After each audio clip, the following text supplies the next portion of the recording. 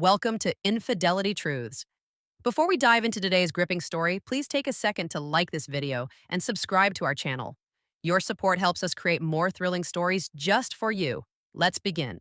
When everything falls apart, it doesn't come crashing down all at once. It's the little things, the quiet signs that slowly chip away at you. That night, I waited for Vanessa to come home. Midnight passed, and my patience began to wear thin. She had gone out with her friends, claiming she needed some space. But when the door creaked open, and I saw her, my stomach sank. Her hair was disheveled, like she'd been caught in a storm. Her clothes were torn at the edges, hanging loosely, and there was something else. Something I couldn't ignore. A faint, unmistakable wetness on her thighs. I froze. The air around her smelled of cologne. Not hers, not mine, someone else's, a stranger's. I helped her into bed after cleaning her up. "What happened, Vanessa?" I asked, trying to sound calm, trying to convince myself there was an explanation. But her eyes, glassy, unfocused, refused to meet mine. She mumbled through the haze of alcohol, her words making my chest tighten. "It didn't mean anything, just once. I'm sorry." Her words hit me harder than anything I'd ever felt. Sorry, for what? I wanted to yell, to demand answers, but I couldn't. Not then, not while she was like this. I swallowed the lump in my throat, tucked her in, and walked out of the room. My heart wanted to hope, but my gut whispered the truth. Something had happened, something I wasn't sure I could forgive. The next morning, when the alcohol had worn off, I was determined to get answers, and I had a feeling I wasn't ready for the truth. Vanessa woke up groaning, clutching her head as if it might split open. I could hear her moving around, probably trying to piece together the fragments of the night before. Meanwhile, I sat in the kitchen, silent, staring at undeniable evidence. I hadn't slept. My mind kept replaying her slurred words, the cologne, the things I'd seen. She walked in still wearing the wrinkled clothes from the night before. Her eyes were red and tired. She looked at me confused, until she saw the photos on the table. There they were, proof I couldn't deny. A close-up of the stains on her dress, a faint but visible handprint near her waist. I had taken those photos the night before. Not to be cruel, I just needed to document what I couldn't yet process. "Do you even remember what you did last night?" I asked, my voice trembling. Not from anger but from the ache deep in my chest. Her face fell, and I saw it, the panic, the guilt, the realization. She didn't need to ask what I was talking about. She already knew. Vanessa broke down right there in the kitchen, her shoulders shaking as tears streamed down her face. "I'm sorry," she choked out. "I didn't mean for it to happen. It was a mistake." Her words sliced through me, sharp and cold. "A mistake?"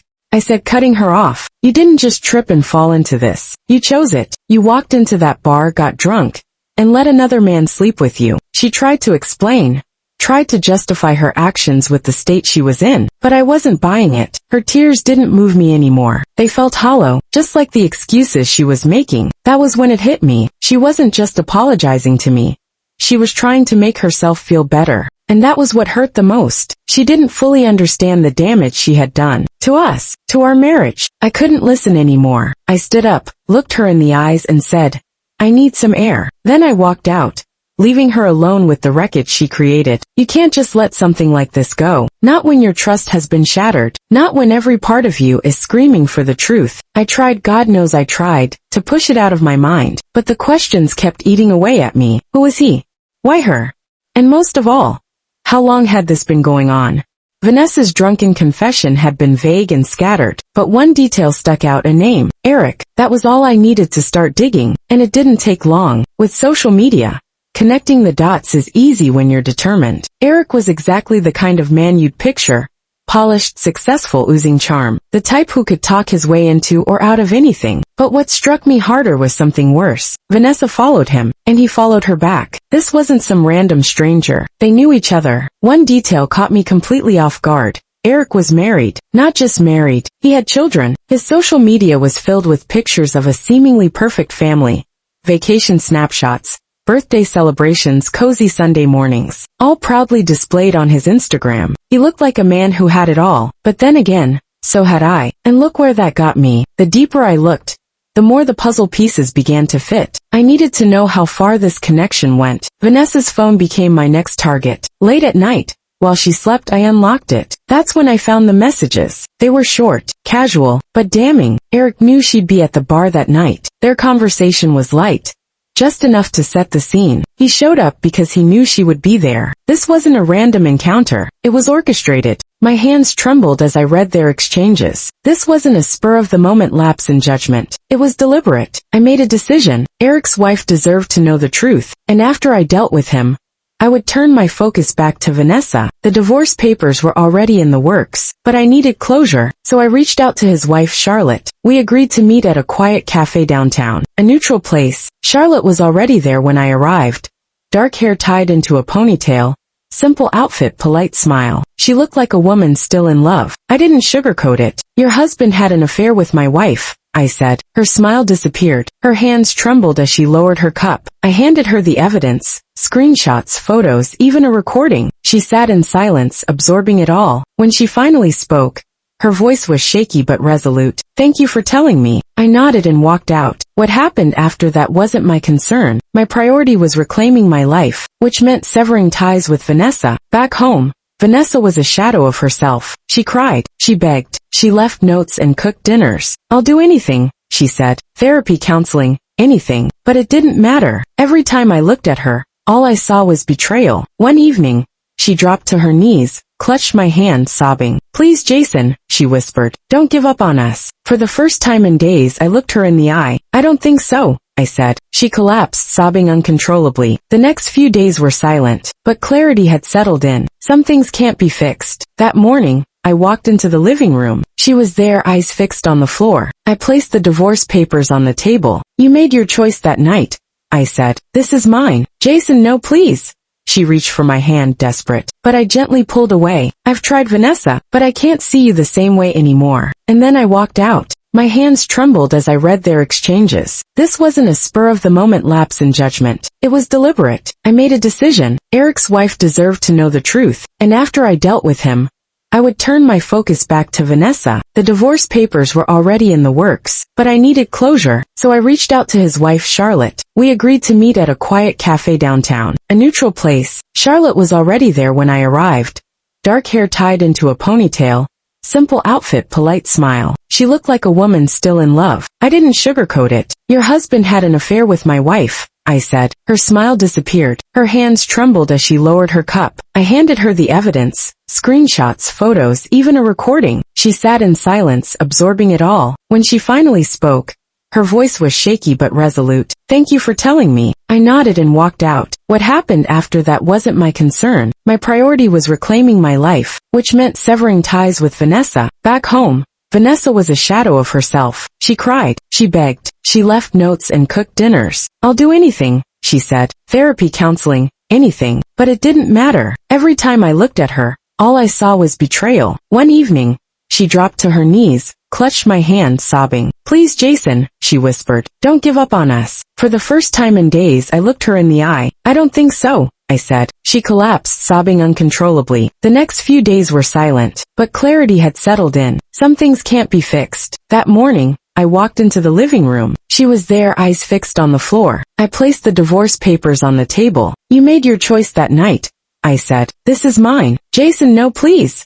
She reached for my hand, desperate, but I gently pulled away. I've tried, Vanessa, but I can't see you the same way anymore. And then I walked out. I don't know how to live without you, she whispered, tears streaming down her face. I sighed. You'll have to learn. Her shoulders shook as she took in my words. That was the last time I saw her. While Vanessa was trying to win me back, Charlotte, the wife of the man she cheated with, had other plans. She wasn't the type to cry and beg. She was the type to burn everything down. Eric had no idea what was coming. One morning, I received a message from an unknown number. Charlotte, check your email. Curious, I opened it. Inside were photos, bank statements, and a detailed plan. She had been tracking Eric's finances. He had been spending money on women. Not just Vanessa, but others too. Charlotte was ruthless. She hired a private investigator, gathered evidence, and took everything. His house, his business shares, even his reputation. When she was done, Eric had nothing. I never spoke to her again, but I had a feeling she was smiling as she walked away from that marriage. Months passed, and I started feeling like myself again. One evening, I went to a quiet cafe, just wanting a break from the loneliness. That's when I saw her, a woman sitting by the window, lost in a book. Something about her caught my attention. Maybe it was her peaceful expression, or the way she sipped her coffee, like she had all the time in the world. For the first time in a long time, I felt something other than pain. I hesitated before approaching her. "Excuse me," I said. "Is this seat taken?" She looked up surprised then smiled. "No, it's not." I sat down, feeling something I hadn't felt in a long time. Hope. Maybe this was the start of something new. Maybe, just maybe I could love again. For the first time in a long time, I felt like I was moving on. Her name was Elena, the woman from the cafe. She was different. She had a quiet confidence about her, a warmth that made it easy to talk to her. What started as a simple conversation over coffee turned into long walks, late-night talks, and laughter that felt effortless. With her I felt normal again, but the past doesn't let go so easily. It started with a text. "Vanessa, Jason, I need to see you. It's important." I ignored it. Then came another, and another. A week later, she showed up at my apartment, just like she had before. But this time she looked different. She wasn't pleading. She wasn't crying. She was scared. "I messed up," she whispered, wringing her hands. "It's about Eric." I almost laughed. "You're a fair partner? What, he won't return your calls?" She shook her head. "No, Jason, it's worse. He's dangerous." I frowned. "What are you talking about?" Vanessa stepped closer, her voice trembling. "He's been following me, calling from different numbers, leaving things at my door. He's threatening me." I ran a hand over my face. "Why are you telling me this?"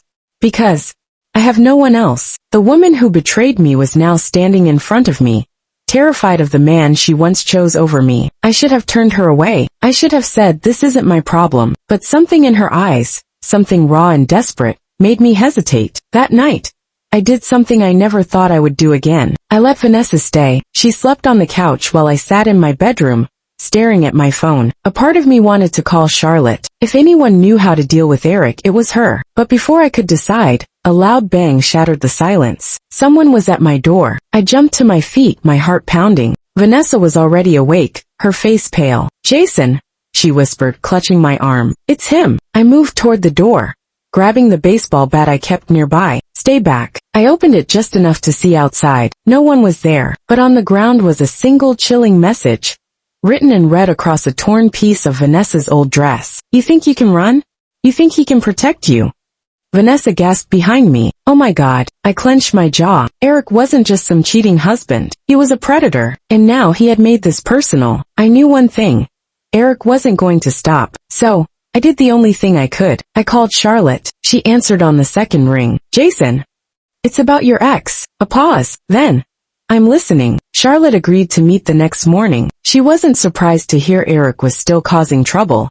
But when I told her about the threats, her voice turned cold. "He always had a dark side," she said. "I just didn't think he'd take it this far." Vanessa sat across from me, her hands wrapped around a cup of coffee. She hadn't slept. Neither had I. "Maybe I should just leave town," she muttered. I shook my head. "Running won't stop him. He'll find you." Charlotte leaned forward. "Then we make sure he stops for good." I knew what she meant. We needed proof. Something that could take Eric down legally, before he escalated any further. Charlotte still had access to one of Eric's old email accounts. It was risky, but she used it to send him a message, pretending to be someone from his past, someone who knew what he'd done. That night, Eric showed up at an abandoned parking lot, looking over his shoulder every few seconds. He was nervous. He should have been, because Vanessa was waiting. Not alone though. I was nearby recording everything. "Why are you doing this?"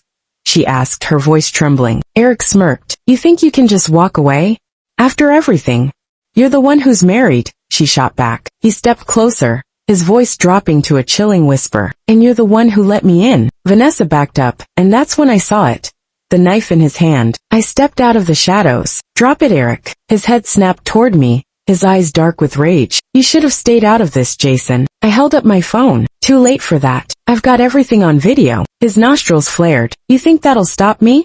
A voice cut through the tension. "No, but this will." And behind her, two police officers, guns drawn. Eric froze. Then with a sneer he dropped the knee. "This isn't over," he spat as the cops cuffed him. I just shook my head. "Yeah, it is." Eric was charged with harassment, threats, and attempted assault. Charlotte filed for full custody of their kids, and the judge didn't hesitate. As for Vanessa, she left town. I didn't stop her. She had her own demons to face, ones I wasn't responsible for anymore. I went back to the cafe one last time. This time Elena was there, still drinking the same coffee, she teased. I smiled. Some things don't change. She tilted her head. And some things do. I nodded. Yeah, some things do. For the first time in a long time, I felt like I was finally free. Moral lesson of the story. Trust is the foundation of every relationship. Once broken, it's nearly impossible to rebuild. The story teaches us that actions have consequences, and a single moment of betrayal can destroy years of love, trust, and commitment. True love requires honesty, respect, and accountability. When we betray those we claim to love, we not only hurt them, we risk losing ourselves in the process. Healing begins when we choose truth over deception and strength over revenge. Thank you, my amazing subscribers. Wow, what a journey. If you've made it to the end of this story, I just want to take a moment to say thank you. Your support means everything to me. Every time you watch, like, and comment, you're helping keep this channel alive and growing. And trust me, the best is yet to come. I see all your comments. I feel your love, and I truly appreciate each and every one of you. If this story touched your heart, hit that like button and drop a comment below. I'd love to hear what you think. Your thoughts and feedback inspire me to create even more powerful stories. And if you haven't already, subscribe and turn on that notification bell so you never miss a new upload. More shocking twists, emotional journeys, and real-life lessons are on the way, and I don't want you to miss a single one. Together, we're building an incredible community, and I'm so grateful to have you on this journey with me. Stay strong, stay inspired, and remember, sometimes life's greatest lessons come from the most unexpected moments. See you in the next story.